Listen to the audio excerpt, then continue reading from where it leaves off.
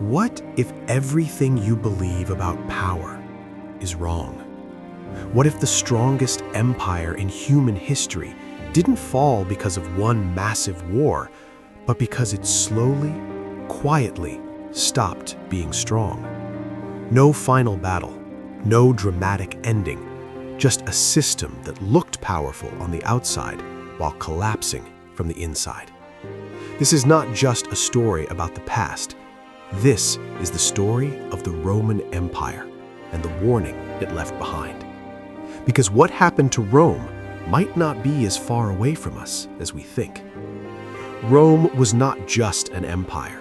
It was the center of the world. At its peak, it controlled vast territories across Europe, North Africa, and the Middle East. Millions of people lived under its rule. Different cultures, languages, and traditions were all connected by one system. Roads stretched across continents. Trade moved without limits. Armies protected borders that seemed impossible to break. Everywhere you went, there was Rome. Its influence was everywhere. Its power felt absolute, and its future untouchable. People didn't just believe Rome would survive. They believed it would last forever. The Roman army was unlike anything the world had ever seen. Disciplined, organized, relentless. Soldiers trained for years. They moved as one unit. Every command was executed with precision. They didn't just fight wars, they dominated them. But Rome's strength wasn't just in its military, it was in its system. Its laws created order. Its engineers built cities that lasted centuries. Its leaders organized one of the most complex governments in history. Rome didn't just conquer lands, it transformed them. And for a long time, nothing could stop it.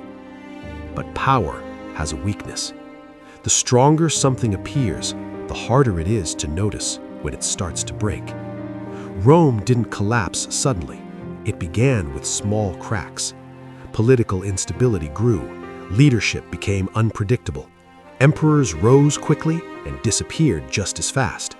Some were respected, many were feared, and too many were betrayed. Assassinations became common. Trust disappeared. Power became a dangerous game. And when leadership becomes unstable, everything else begins to fall apart. As political chaos spread, the economy began to weaken. Prices rose, currency lost value, trade slowed. To maintain control, the empire increased taxes, but the burden wasn't shared equally. The rich adapted, the poor struggled. Farmers abandoned their land, workers lost stability. Entire communities began to collapse under pressure. And slowly, quietly, the foundation of Rome began to crumble. Rome's greatest strength became one of its biggest risks, the army. For centuries, Roman soldiers fought with discipline and loyalty. They believed in Rome. They fought for its survival. But over time, that changed. Fewer citizens were willing to serve, so Rome looked outside its borders. Foreign soldiers, mercenaries, men who fought for money, not for Rome. They were strong, skilled, effective, but they didn't share the same identity.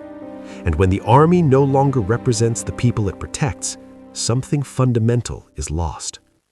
Beyond Rome's borders, change was coming. Tribes once divided began to unite: the Visigoths, the Vandals, the Ostrogoths. For years, Rome had kept them out, but now the pressure was different, stronger, more organized, more determined, and Rome was no longer at its peak. In 410 AD, the impossible happened. Rome was attacked, and this time, it couldn't stop it. The city was entered, wealth was taken, power was shaken. But the greatest damage wasn't physical, it was psychological. Because if Rome could fall, then it had never been truly invincible. The empire split into two, east and west. At first, it seemed like a solution, but it created a deeper problem. The east grew stronger, the west grew weaker. Separated, they could no longer support each other, and when the Western Empire needed help, it stood alone.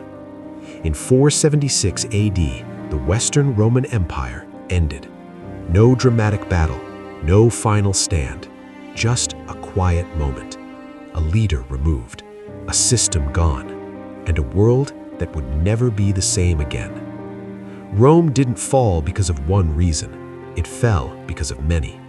Political instability, economic collapse, military changes, external pressure, division, and something deeper, a loss of identity.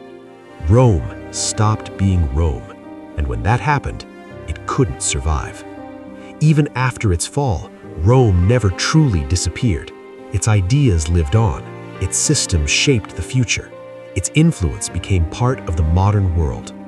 Rome may have fallen, but its legacy never did. Now comes the question that still matters. Could this happen again? Because when we look at Rome, we see patterns, division, inequality, instability, pressure. These aren't just ancient problems, they are modern ones. History doesn't repeat perfectly, but it often follows familiar paths.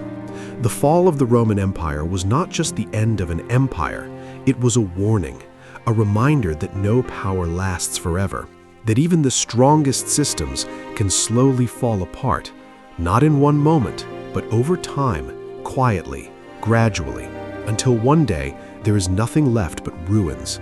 And the question remains, not just about the past, but about us. Are we paying attention? The fall of the Roman Empire was not just the end of an empire, it was the end of a belief. The belief that something so powerful, so advanced, so dominant could never disappear. But Rome did not fall in a single day. It didn't collapse with a final explosion. It faded, slowly, quietly, almost invisibly, until the people living inside it no longer recognized what it had become. And by the time they did, it was already too late. Empires don't die the way we imagine. They don't always fall in dramatic moments that history remembers forever. Sometimes they erode, piece by piece, decision by decision, until the structure is still standing, but the strength is already gone. And that is what makes Rome's story so unsettling, because it doesn't feel like the past. It feels like a pattern, a cycle, one that has repeated across history, in different forms, in different places, and maybe even now. Look around, not at Rome, but at the world today.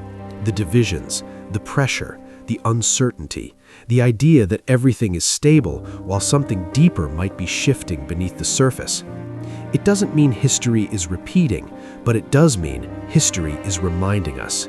Because Rome's greatest weakness was not its enemies, it was the moment it stopped understanding itself. When its identity became unclear, when its unity disappeared, when its people no longer felt connected to what it once stood for. That was the moment the fall truly began. And here is the most uncomfortable truth of all. No empire ever believes it is close to collapse, not until it already is. Rome left behind ruins, but those ruins are not just remnants of the past, they are echoes, warnings carved into stone, messages that have survived longer than the empire itself. So when we look at the story of Rome, we are not just looking backward, we are looking at a reflection, a question, a possibility, because in the end, the fall of the Roman Empire is not just about what happened, it's about what could happen, again. And maybe the most important question isn't how did Rome fall, but instead,